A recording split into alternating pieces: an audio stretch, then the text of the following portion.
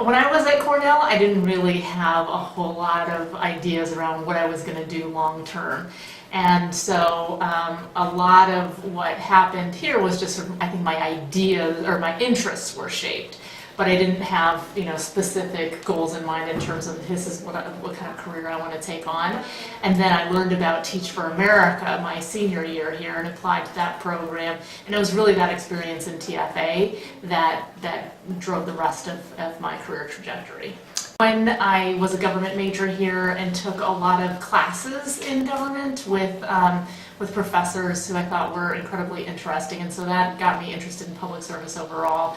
And then when I was here, I did also do some work with kids. I had always done work with kids when I was in high school. I continued that when I was here at Cornell, and so the interest sort of continued.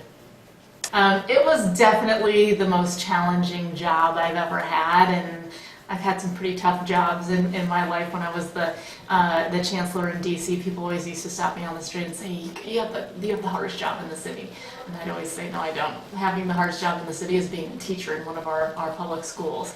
It was tough because my first year I wasn't experienced. I didn't have a ton of strategies in my arsenal. The kids sort of ate me up.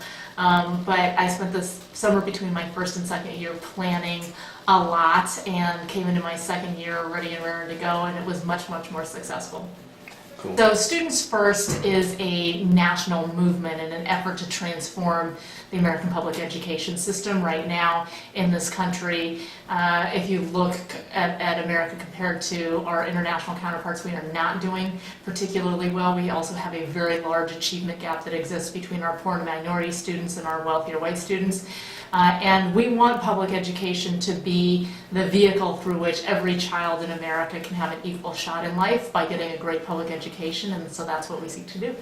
There's no real background or major that's necessary if you want to get involved in education. Kids ask me that all the time. They said, should I major in political science, should I major in education? And right now we have a circumstance in the country where you can go into an alternative certification program and really come from any major that you want. So that's not so important. I think that the most important thing that people should think about is doing something that they feel really passionately about, that they love. I know when I was in school here, my parents wanted me to go to law school. That was their thing. They said to me, we're not paying for an Ivy League degree just so you can go and do something random.